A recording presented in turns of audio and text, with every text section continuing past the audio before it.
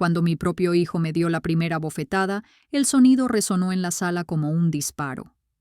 No se detuvo ahí.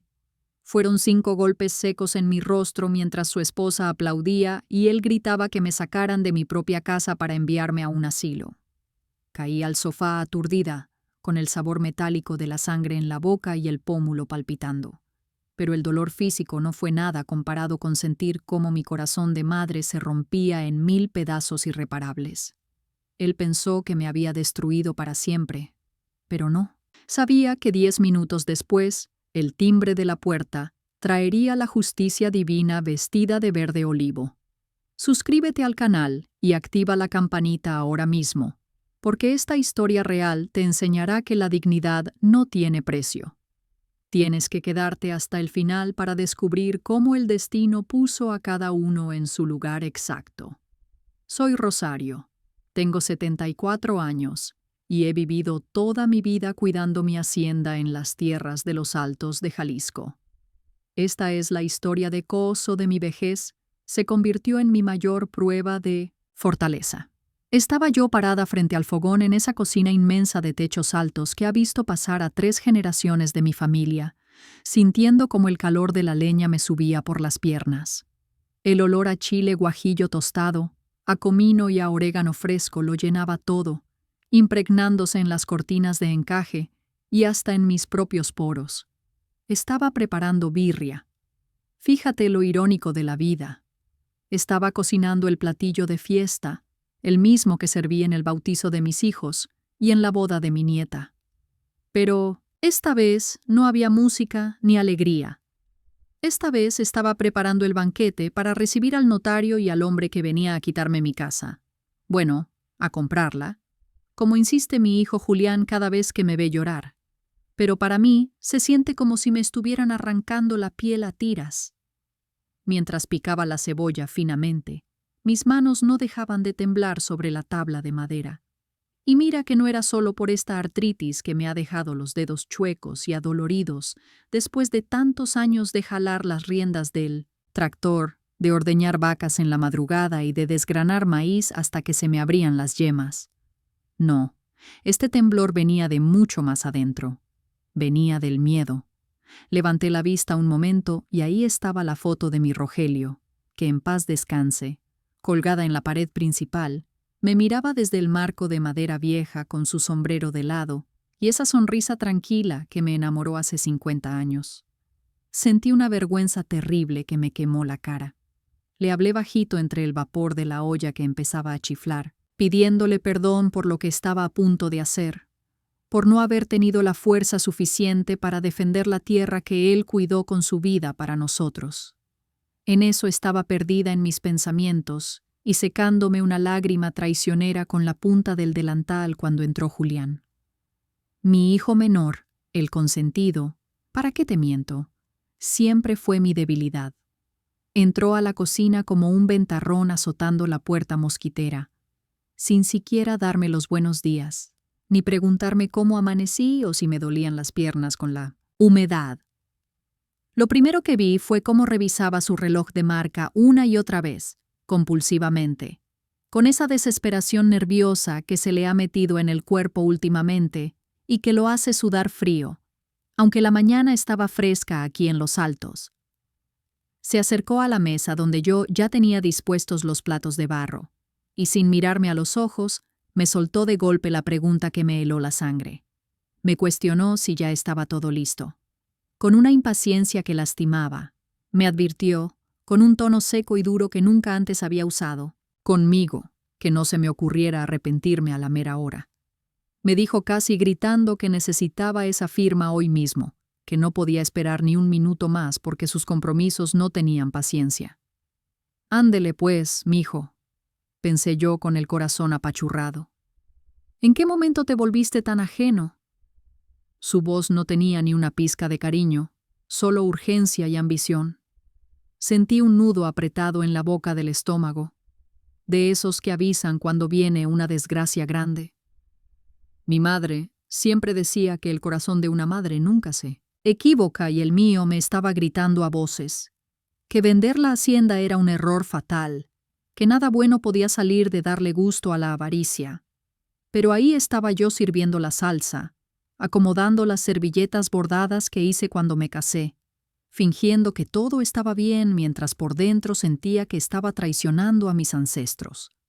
El olor a birria que antes me daba tanta hambre y alegría, ahora me revolvía las entrañas y me dejaba un sabor amargo en la boca, el sabor de la despedida.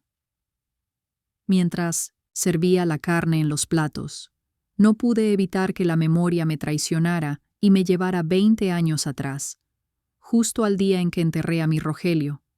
Me quedé sola, viuda y con 3 hijos que sacar adelante en una tierra que parecía haberse secado junto con mis lágrimas. Todos en el pueblo, hasta mis propios cuñados, me decían que vendiera, que una mujer no servía para manejar un rancho, que mejor me fuera a coser ajeno. Pero no les di el gusto. Me subí al tractor yo misma. Aprendí a pelear con las sequías y a regatear el precio del forraje con hombres que me miraban por encima del hombro. Trabajé de sola soltida y la espalda molida, todo para que a mis hijos no les faltara nada. Todavía recuerdo el día que caminé hasta la joyería del centro con el corazón en un puño para vender mis anillos de boda, los únicos testigos del amor que le tuve a su padre.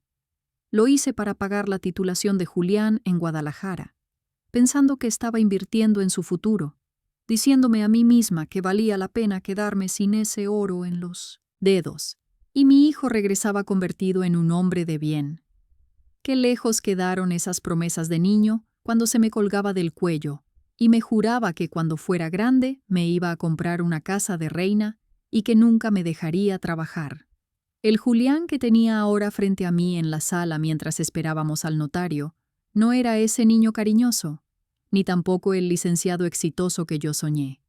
Era un hombre derrotado, con la mirada huidiza de quien debe hasta el aire que respira, perseguido por deudas de juego y vicios, que él cree que yo ignoro, pero que una madre siempre sabe. Regresó a la hacienda no para cuidarme, sino para esconderse, y ahora quería vender el techo de su propia madre para tapar los agujeros, que él mismo cavó con sus malas decisiones. La tensión en la sala era tan espesa que se podía cortar con un cuchillo.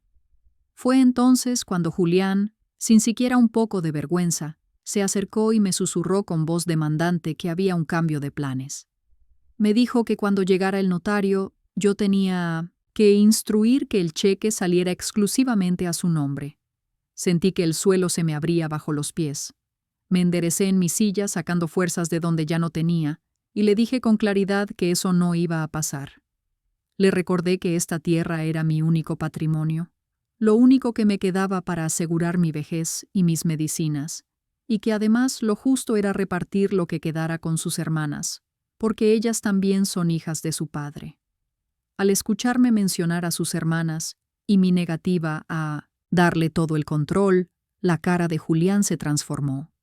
Se puso rojo de coraje, se le hincharon las venas del cuello y perdió cualquier rastro de respeto.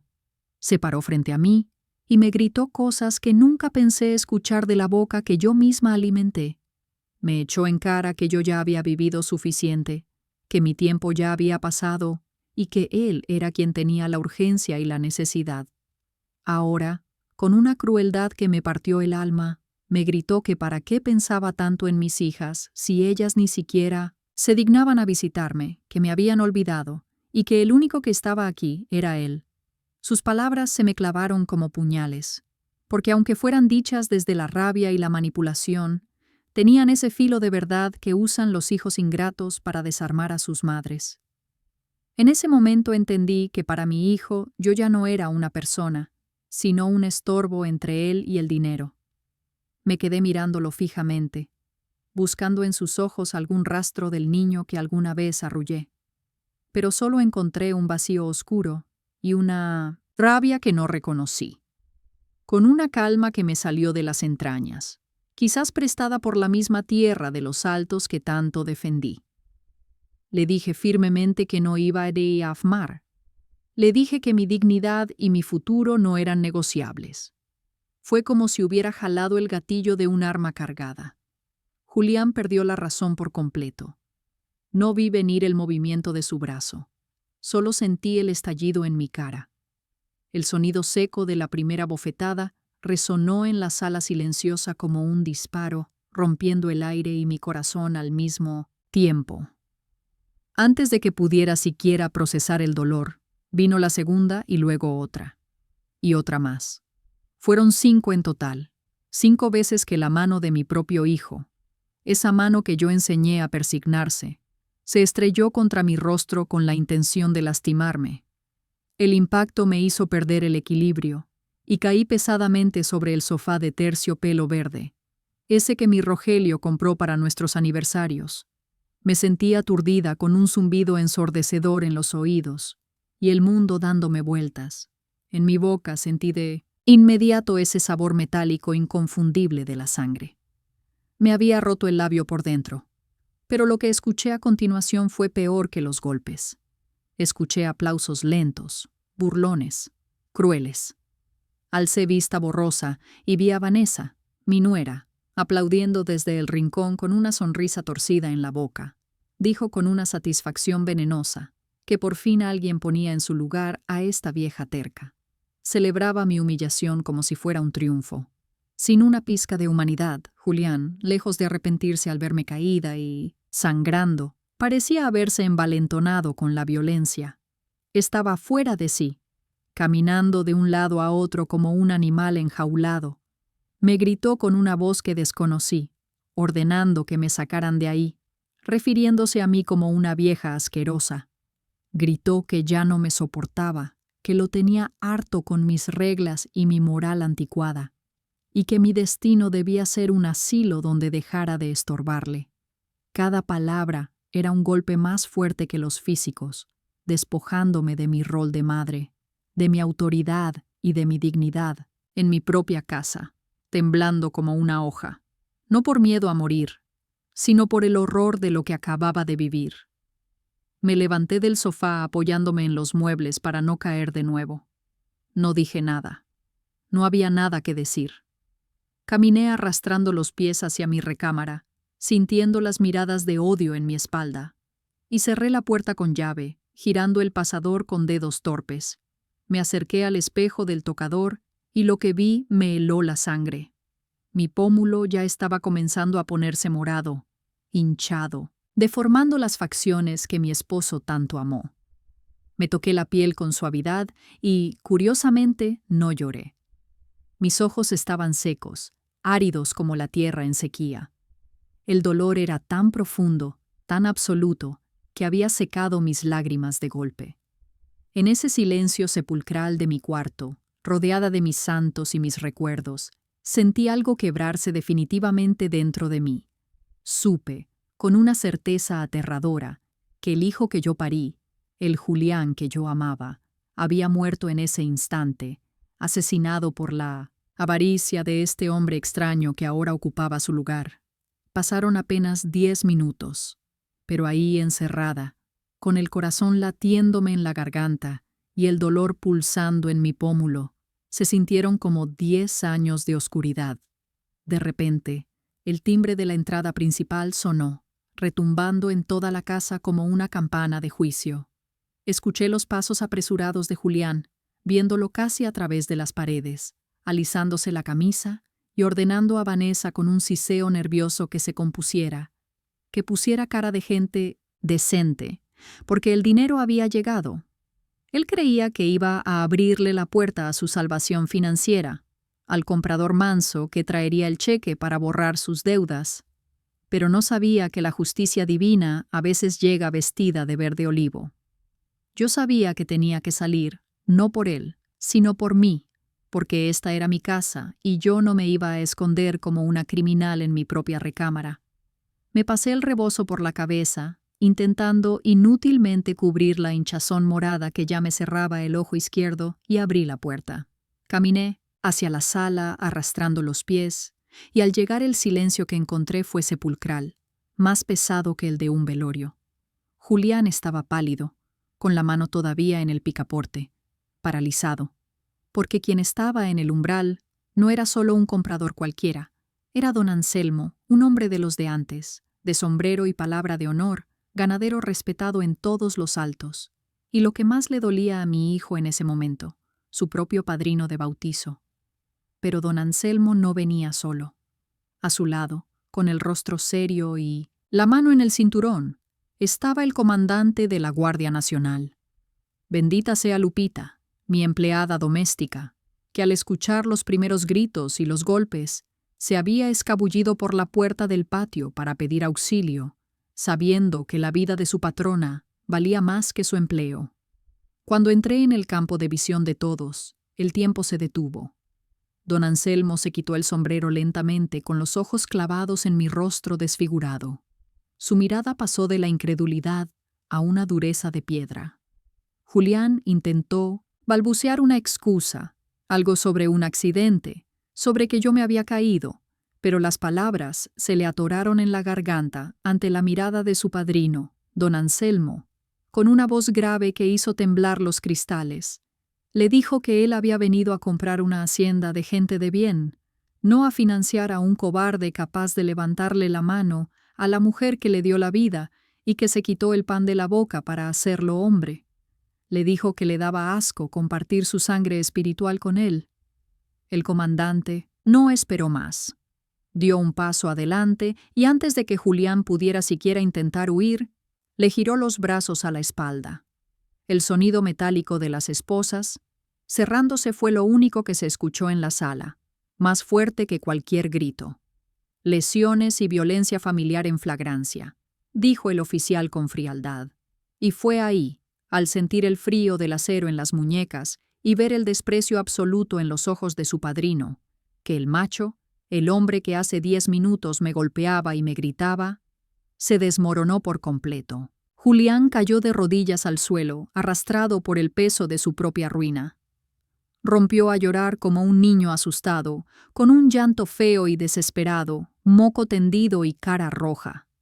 Empezó a suplicarme, a gritarme.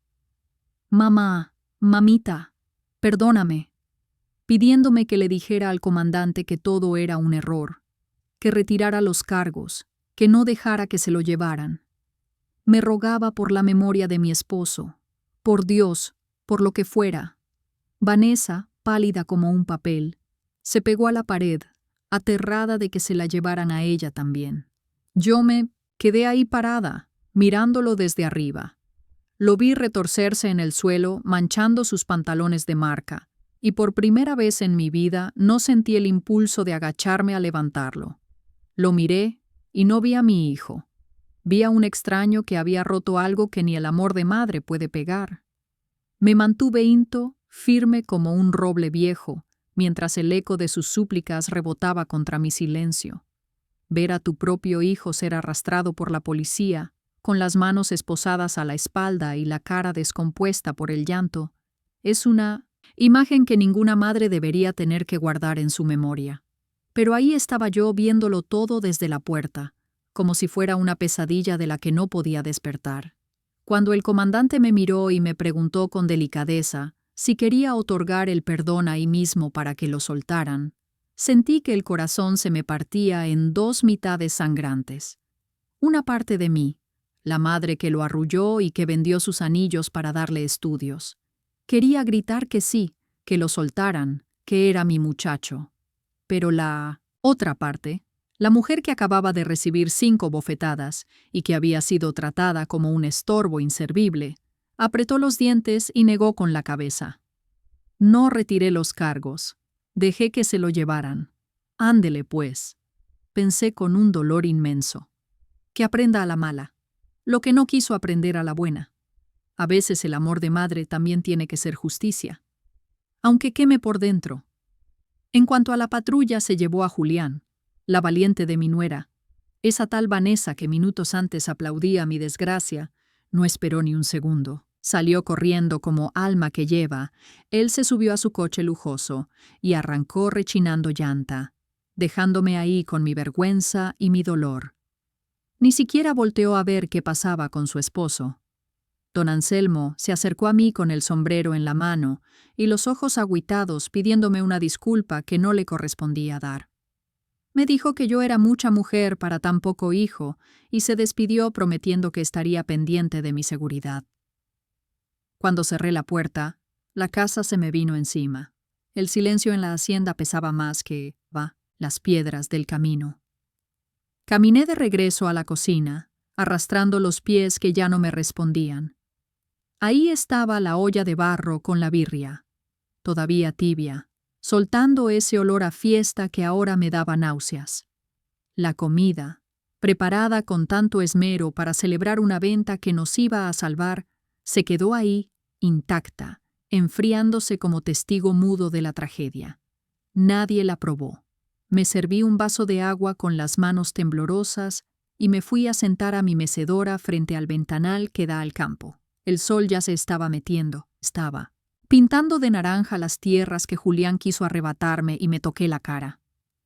El golpe palpitaba caliente y doloroso, pero ¡ay, Diosito santo! Eso no era nada comparado con el hueco que sentía en el pecho.